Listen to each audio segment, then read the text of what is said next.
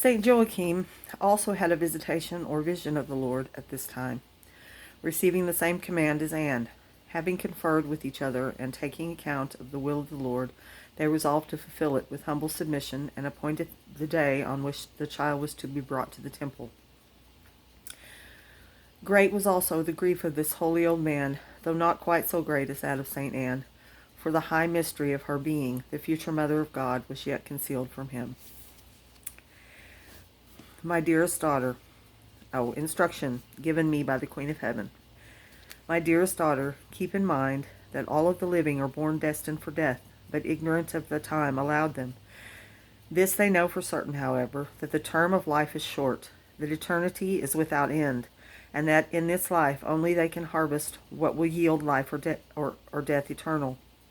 In this dangerous pilgrimage of life, God has ordained that no one shall know for certain whether he is worthy, Ecclesiastes 9:1, of his love or hate. For if he uses his reason rightly, this uncertainty will urge him to seek with all his powers the friendship of that same Lord. God justifies his cause as soon as the soul acquires the use of reason, for from that time onward he enlightens and urges and guides man toward virtue and draws him away from sin, teaching him to distinguish between water and fire, to approve of the good and reject evil, to choose virtue and repel vice. Moreover, God calls and rouses the soul by his holy inspirations and continual promptings, provides the help of the sacraments, doctrines, and commandments, urges man onward through his angels, preachers, confessors, ministers, and teachers, by special tribulations and favors, by the example of strangers, by trials, deaths, and other happenings and dispositions of his providence. He disposes the things of life so as to draw toward him all men, for he wishes all to be saved. Thus he places at the disposal of the creature a vast field of benevolent help and assistance, which it can and should use for its own advancement. Opposing all this are the tendencies of the inferior and sensitive nature, infected with the formes peccata, the ferment of sin, tending towards sensible objects, and by the lower appetites and repugnances, disturbing the reason and enthralling the will in the false liberty of ungoverned desires. The demon also, by his fascinations and his deceitful and iniquitous suggestions, obscures the interior light and hides the deathly poison beneath the pleasant exterior. But the Most High does not immediately forsake his creatures. He renews his mercy and his assistance, recalling them again and again, and if they respond to his first call, he adds others according to his equity, increasing and multiplying them in proportion as the soul corresponds. As a reward of the victory which the soul wins over itself, the force of his passions and concupiscences is diminished. The spirit is made free to soar higher and rise above its own inclinations and above the demons, and that is true. But if man neglects to rise above his low desires and his forgetfulness, he yields to the enemy of God and man. The more he alienates himself from the goodness of God, so much the more unworthy does he become of the secret callings of the Most High, and so much the less does he appreciate his assistance, though it be great. For the demon and the passions have obtained a greater dominion and power over his intellect, and have made him more unfit and more incapable of the grace of the Almighty. Thereon, my daughter, rests the whole salvation or condemnation of souls, that is, in commencing to admit or resist the advances of the Lord. I desire thee not to forget this doctrine, so that thou mayest respond to the many calls which thou receivest of the Most High. See thou be strong in resisting his enemies, and punctually solicitous in fulfilling the pleasure of thy Lord, for thereby thou wilt gratify him, and attend to the commands made known to thee by divine light. I loved my parents dearly, and the tender words of my mother wounded my heart. But as I knew it to be the will of the Lord to leave them, I forgot her house and my people in order to follow my spouse. The proper education and instruction of children will do much toward making them more free and habituated to the practice of virtue, since thus they will be accustomed to follow the sure and safe guiding star of reason from its first dawn.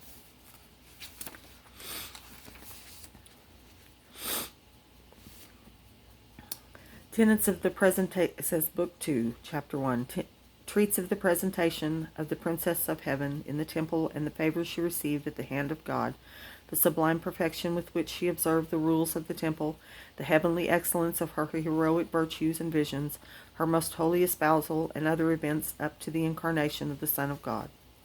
Of the presentation of the Most Holy Mary in the temple at the age of 3 years. Among the types which foreshadowed the Most Holy Mary in the written law, none was more expressive than the Ark of the Covenant, not only on account of the material of which it was constructed and its contents, but also on account of the purposes for which it served and the effects which the Lord wrought through it and in connection with it in the ancient synagogue. It was all a prototype of this lady, and of what she was to do in the new church of the gospel.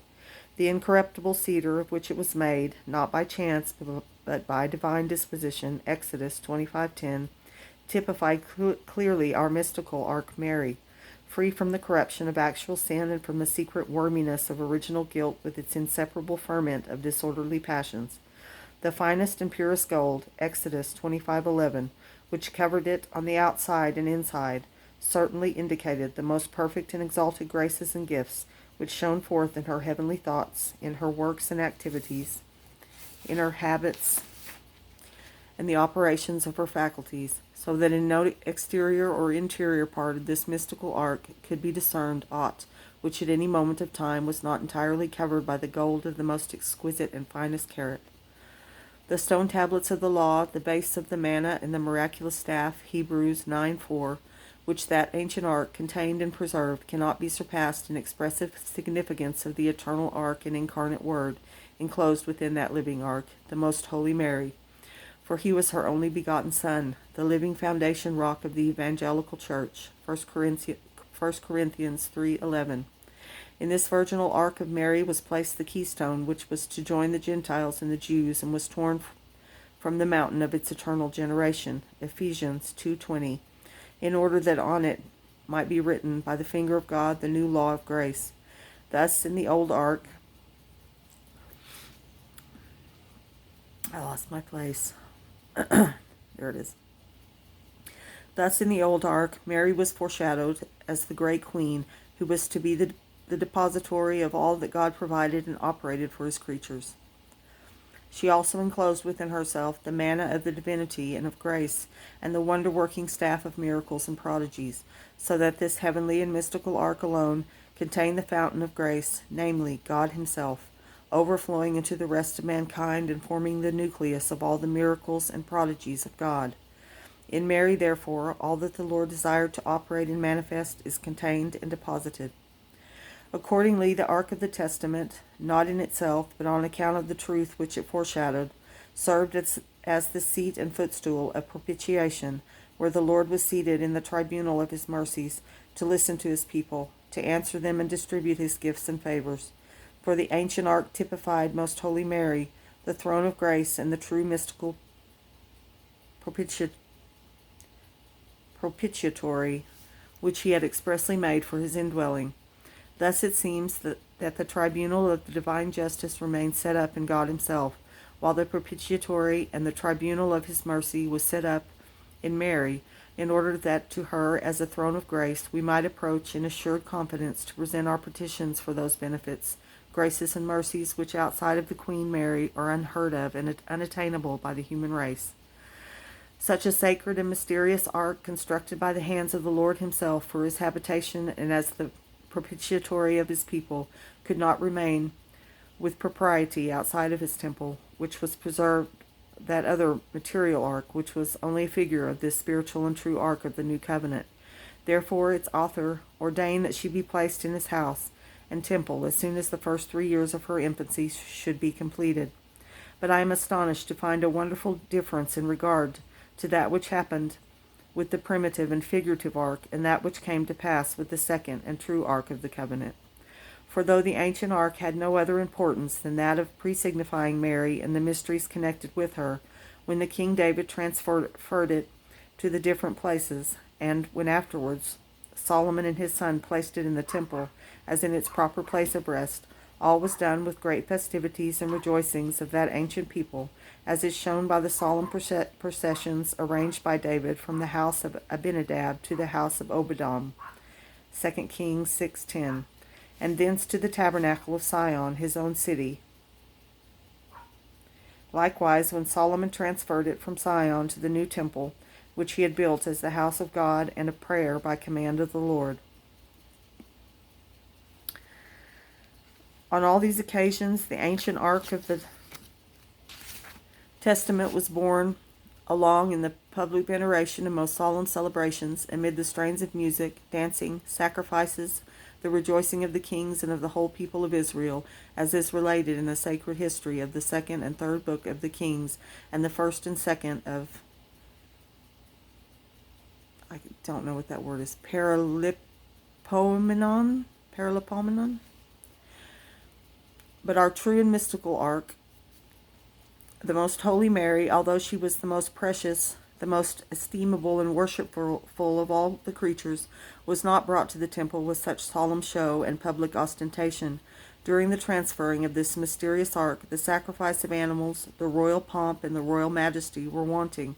She was carried from the house of her father, Joachim, in the arms of her humble mother Anne, who, though she was not very poor, wished to bear her beloved daughter on her arms in order to present her in the temple without ostentation of riches, alone and unnoticed by the people.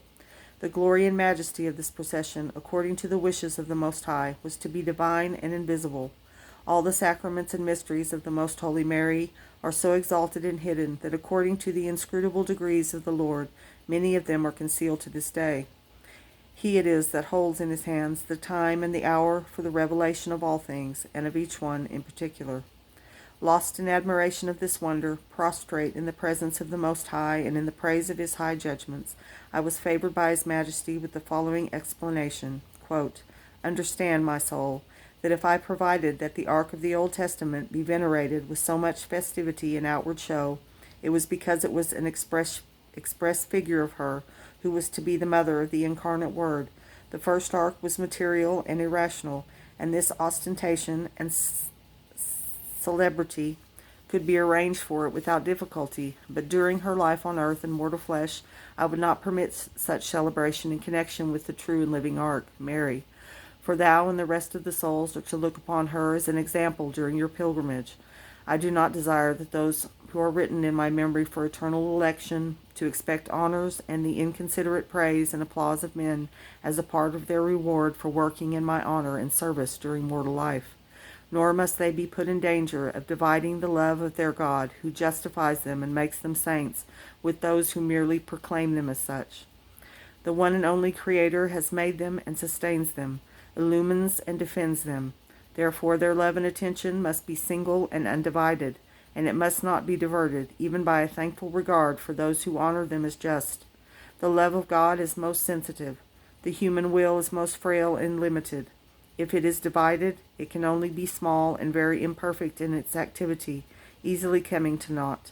Therefore I did not wish her, who was to be the example of all holiness and who was free from all danger of a fall through my protection, to be renowned or specially honored during her life, nor was she to be brought to the temple amid the outward show of honor." Unquote.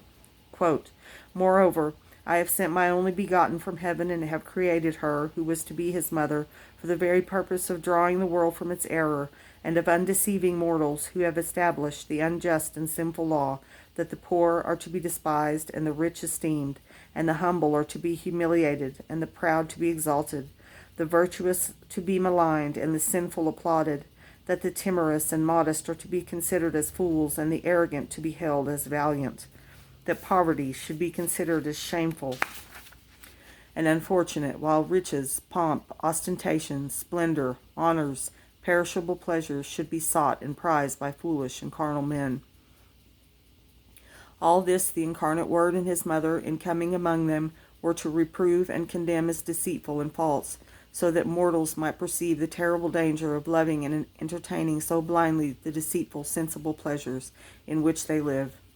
Through this insensitive love, it happens that they so persistently fly from humility, meekness, and poverty, and evade all that pertains to the true virtue of penance and abnegation of self.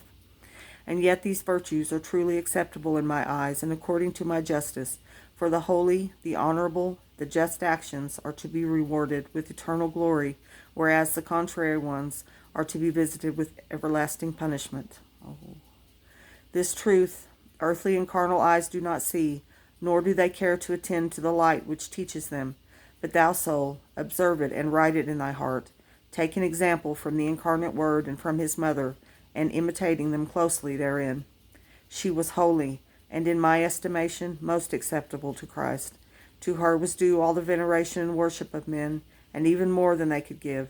Yet I provided and ordained in her regard that she receive no honor or recognition at that time, so that she, as the mistress of truth, might be the most shining example of all that is holy, perfect, estimable, and safest for the instruction and guidance of my elect. She was to be the shining example of humility, of retirement, of contempt and horror for the dreadful vanity of the world, of love for sufferings, tribulations, insults, afflictions, and dishonors inflicted by creatures.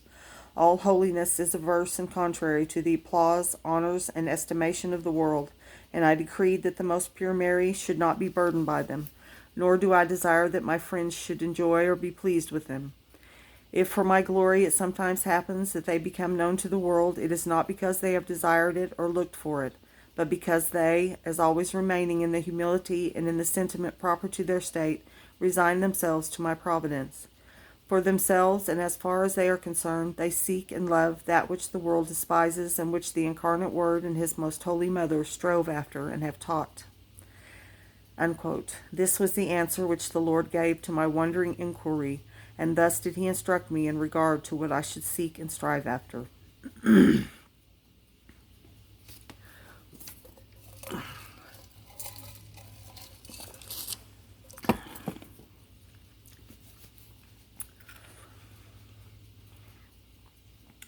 The 3 years' time decreed by the Lord having been completed, Joachim and Anne set out from Nazareth, accompanied by a few of their kindred, and bringing with them the true living Ark of the Covenant, the most holy Mary, borne on the arms of her mother in order to be deposited in the holy temple of Jerusalem. The beautiful child, by her fervent and loving aspirations, hastened after the ointments of her beloved, seeking in the temple him whom she bore in her heart. This humble procession was scarcely noticed by earthly creatures, but it was invisibly accompanied by the angelic spirits, who, in order to celebrate this event, had hastened from heaven in greater numbers than ordinary as her bodyguard, and were singing in heavenly strains the glory and praise of the Most High. The Princess of Heaven heard and saw them as she hastened her beautiful steps along in the sight of the highest and true Solomon. Thus they pursued their journey from Nazareth to the holy city of Jerusalem, and also the parents of the Holy Child Mary felt in their hearts great joy and consolation of spirit.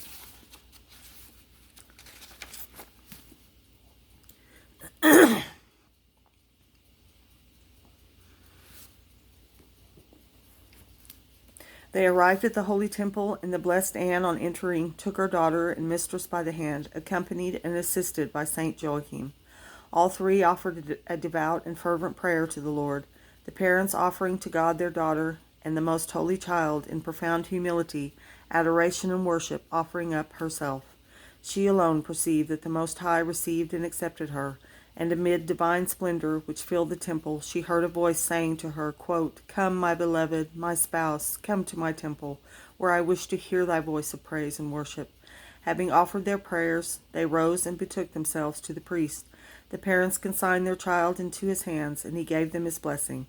Together they conducted her to the portion of the temple buildings where many young girls lived, to be brought up in retirement and in virtuous habits, until old enough to assume the state of matrimony. It was a place of retirement especially selected for the firstborn daughters of the royal tribe of Judah and the sacerdotal tribe of Levi. 15 stairs led up to the entrance of these apartments. Other priests came down these stairs in order to welcome the blessed child Mary. The one that had received them, being according to the law one of a minor order, placed her on the first step. Mary, with his permission, turned and kneeled down before Joachim and Anne, asking their blessing and kissed their hands, recommending herself to their prayers before God.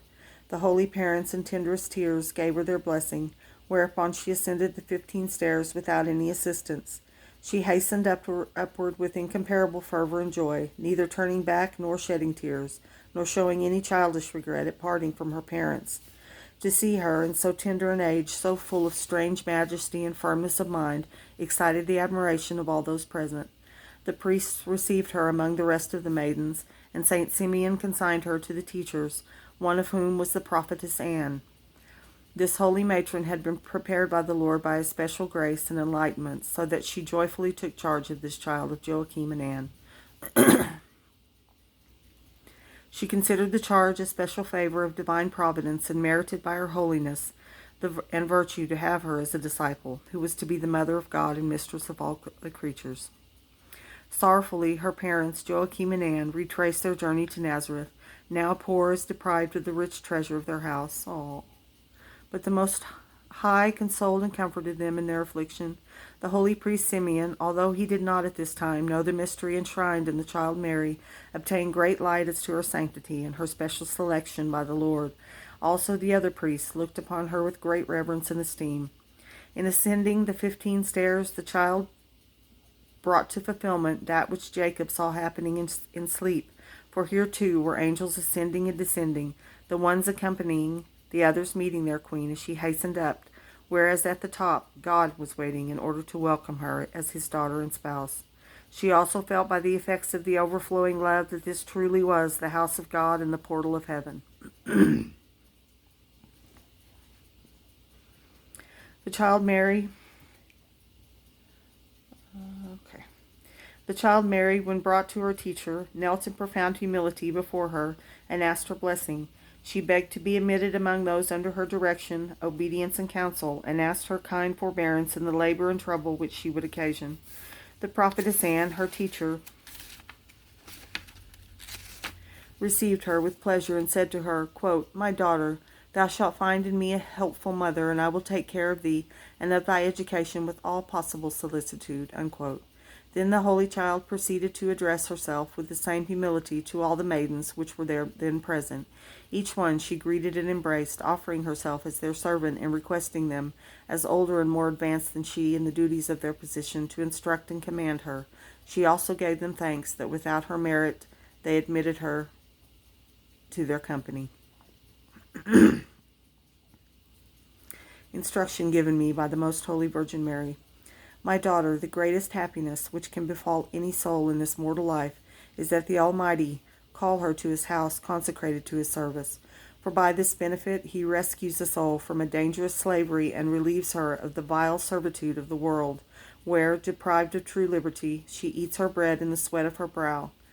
Who is so dull and insipid as not to know the dangers of the worldly life, which is hampered by all the abominable and most wicked laws and customs introduced by the astuteness of the devil and the perversity of men? The better part is religious life and retirement. In it is found security. Outside is a torment in a stormy sea, full of sorrow and unhappiness. Through the hardness of their heart and their total forgetfulness of themselves, men do not know this truth and are not attracted by its blessings.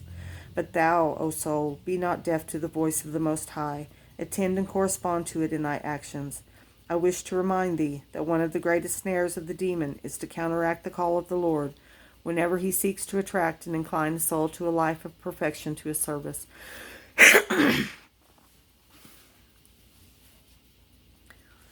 Even by itself, the public and sacred act of receiving the habit and entering religion, although it is not always performed with proper fervor and purity of intention, is enough to rouse the wrath and fury of the infernal dragon and his demons, for they know that this act tends not only to the glory of God and to the joy of the holy angels, but that religious life will bring the souls to holiness and perfection.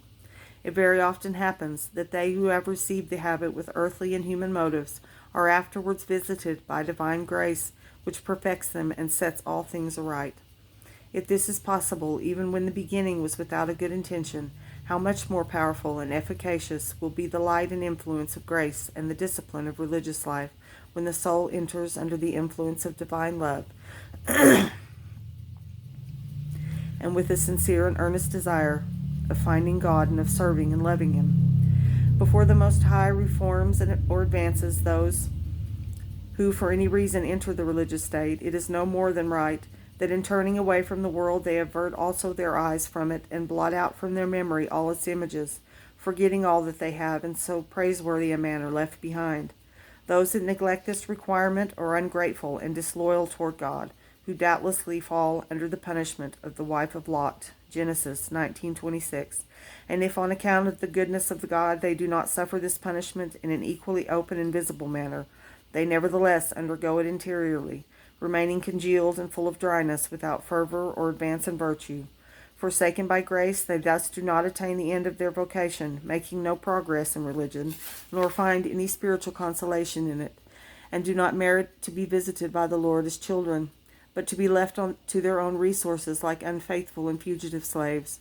Remember, Mary, that for thee all the world must be crucified and dead, that thou must have for it no memory, retain none of its images, pay it no attention, nor have any inclination towards any of its creatures. If sometimes it is necessary to exercise charity with thy neighbors, see that thou ordain it well, and that thou safeguard beforehand the good of thy soul, its security and quiet, its interior tranquility and peace. In these points, as far as is possible without sin, I admonish and command thee to go to the greatest extremes if thou wishest to remain in my school.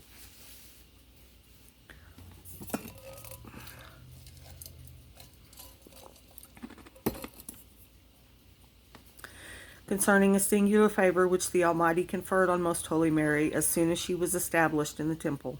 Hush, kitty.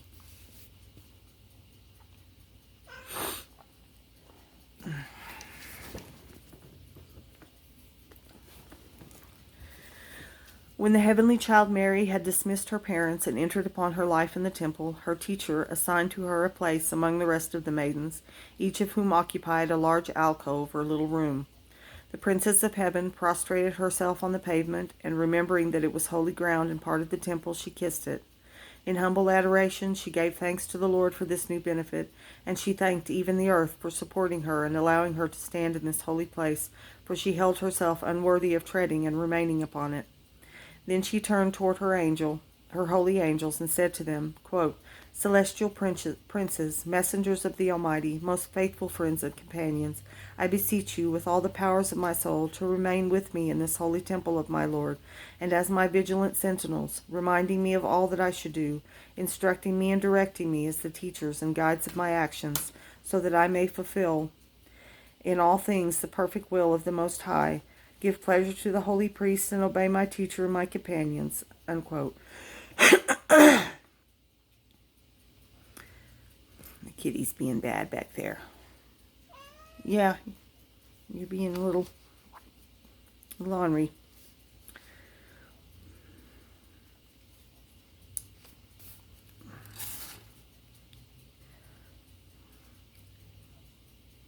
And addressing in particular those whom I mentioned above as the 12 angels of the Apocalypse, she said, quote, And I beseech you, my ambassadors, if the Almighty permits you, go and console my holy parents in their affliction and solicitude. Unquote.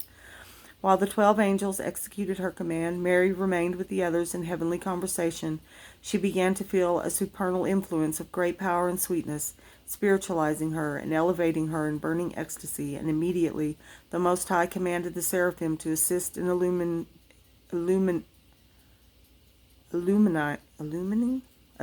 and preparing her most holy soul. Instantly she was filled with a divine light and force, which perfected and proportioned her faculties in accordance with the mysteries now to be manifested to her.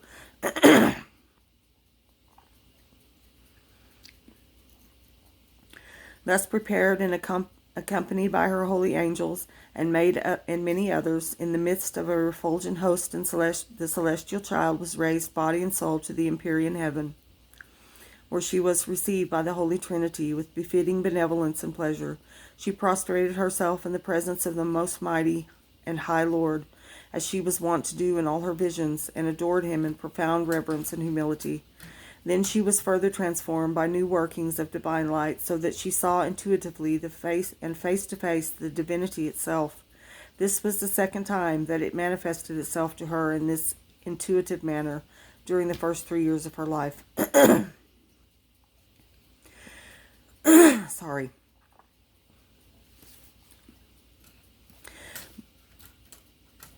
Quit that.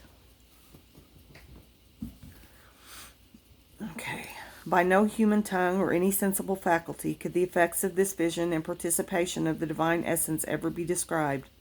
The person of the Father spoke to the future mother of his Son and said, quote, "My dove, my beloved one, I desire thee to see the treasures of my immutable being and of my infinite perfections, and also to perceive the hidden gifts destined for the souls whom I have chosen as heirs of my glory, and who are rescued by the life blood of the Lamb. Behold, my daughter, how liberal I am toward my creatures, that know and love me, how true in my words, how faithful in my promises, how powerful and admirable in my works. Take notice, my spouse, how ineffably true it is that he who follows me does not walk in darkness. I desire that thou, as my chosen one, be an eyewitness of the treasures which I hold in reserve for raising up the humble, enriching the poor, exalting the downtrodden, and for rewarding all that the mortals shall do and suffer for my name." Unquote. Beautiful. Other great mysteries were shown to the Holy Child in this vision of the divinity, for as the object presented to the soul in such repeated intuitive visions is infinite, that which remains to be seen will always remain infinite, and will excite greater and greater wonder and love in the one thus favored. The most holy Mary answered the Lord and said, quote, "Most high, supreme, and eternal God, incomprehensible thou art in thy magnificence, overflowing in thy riches, unspeakable in thy mysteries, most faithful in thy promises, true in thy words, most perfect in thy works, for thou art the Lord, infinite and eternal in thy essence and perfections. But, most high Lord, what shall my littleness begin to do at the sight of thy magnificence? I acknowledge myself unworthy to look upon thy greatness, yet I am in great need of being regarded by it. In thy presence, Lord, all creation is as nothing. What shall I, thy servant, do, who am but dust? Fulfill in me all thy desire and thy pleasure, and if trouble and persecution suffered by mortals in patience, if humility and meekness are so precious in thy eyes, do not consent, O my beloved, that I be deprived of such a rich treasure and pledge of thy love. But as for the rewards of these tribulations, give them to thy servants and friends, who deserve them better than I, for I have not yet labored in thy service and pleasure." Unquote. The Most High was much pleased with the petition of the Heavenly Child, and he gave her to understand that he would admit her to the suffering and labor for his love in the course of her life, without at the time revealing to her the order and the manner in which he was to dispense them.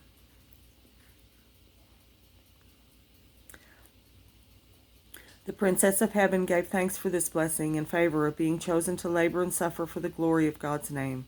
Burning with desire of securing such favor, she asked of His Majesty to be allowed to make 4 vows in his presence, of chastity, of poverty, of obedience, and of perpetual enclosure in the temple, whither he had called her. To this petition the Lord answered and said to her, quote, "My spouse, my thoughts rise above all that is created, and thou, my chosen one, dost not yet know what is to happen to thee in the course of thy life." Excuse me. "And thou dost not yet understand why it is impossible to fulfill thy fervent desires altogether in the manner in which thou now dost imagine. The vow of chastity I permit, and I desire that thou make it. I wish that from this moment thou renounce earthly riches.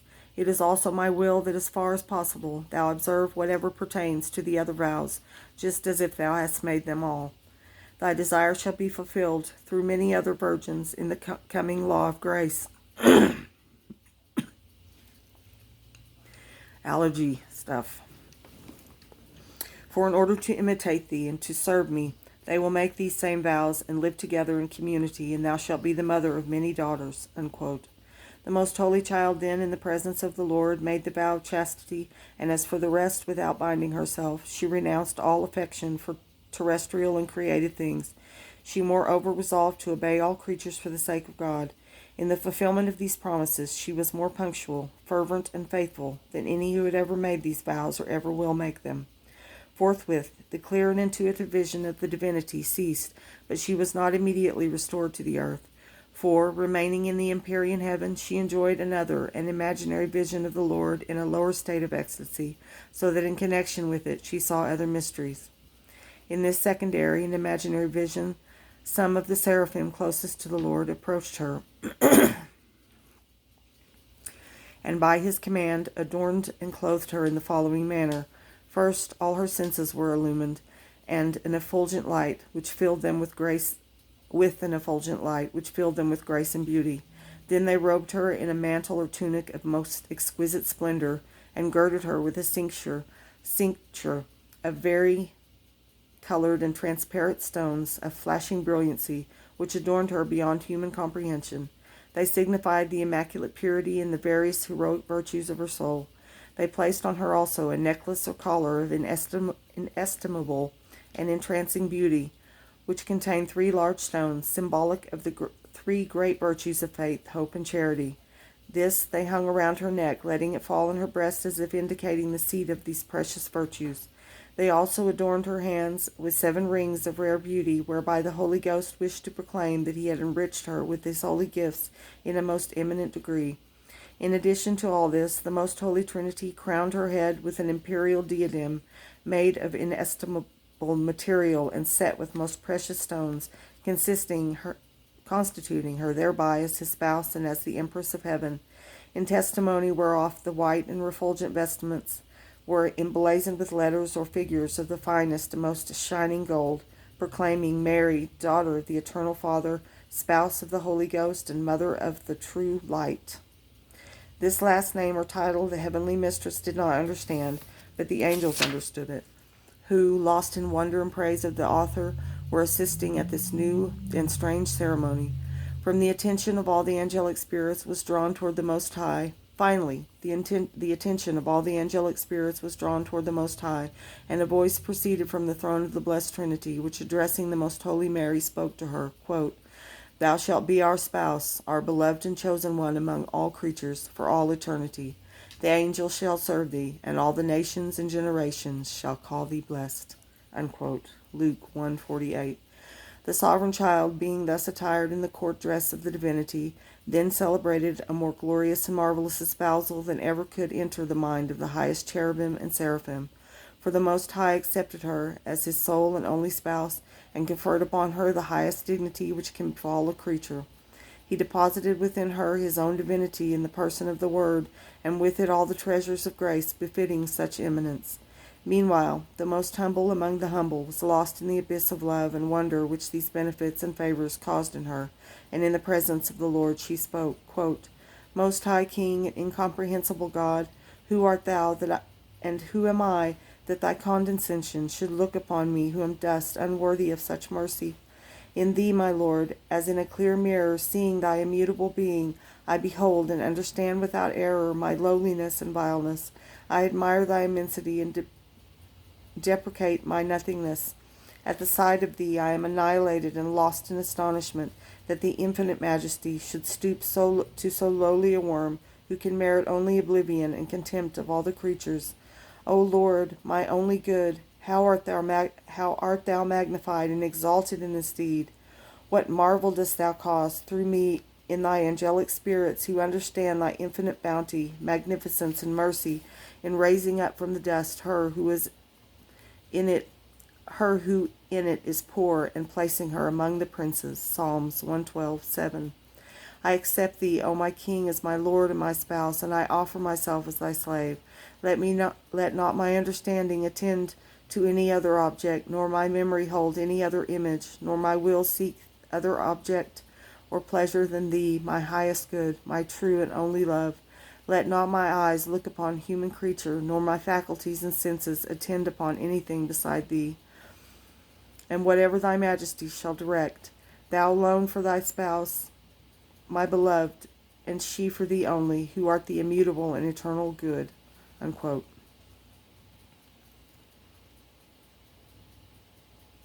I've got about 5 minutes.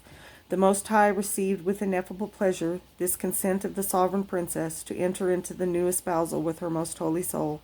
As upon his true spouse and his mistress of all creation, he now lavished upon her all the treasures of his grace and power, instructing her to ask for whatever she desired, and assuring her that nothing would ever be denied her. The most humble dove at once proceeded to beseech the Lord with the most burning charity to send his only begotten to the world as a remedy for mortals, that all men be called to the true knowledge of his divinity, that her natural parents, Joachim and Anne, receive an increase of the loving gifts of his right hand, that the poor and afflicted be consoled and comforted in their troubles, and that in herself be fulfilled the pleasure of the divine will.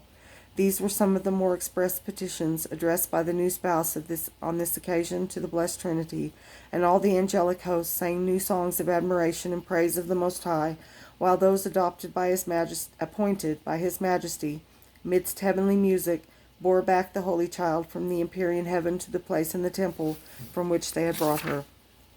In order to commence at once to put in practice what she had promised in the presence of the Lord, she betook herself to her instructress and offered her all that her mother, Saint Anne, had left for her comfort and sustenance, with the exception of a few books and clothes. She requested her to give it to the poor, or use it for any other purpose according to her pleasure, and that she command and direct her what she was to do.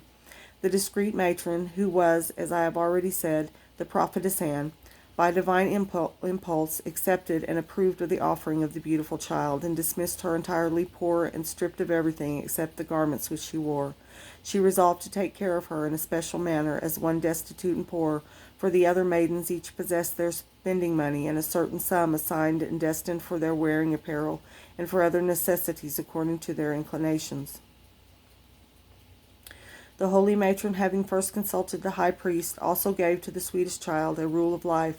By thus despoiling and resigning herself, the queen and mistress of creation obtained a complete freedom and detachment from all creatures and from her own self, neither possessing nor desiring anything except only the most ardent love of God and her own abasement and humiliation. I confess my great ignorance, my vileness and insignificance, which make me entirely unworthy to explain such supernal and hidden mysteries. For where the expert tongues of the wise and the science of the love of the highest cherubim and seraphim are compelled to be mute, what can a useless and abject woman say? I know how much such an attempt would offend against the greatness of these mysteries, if obedience furnished no excuse.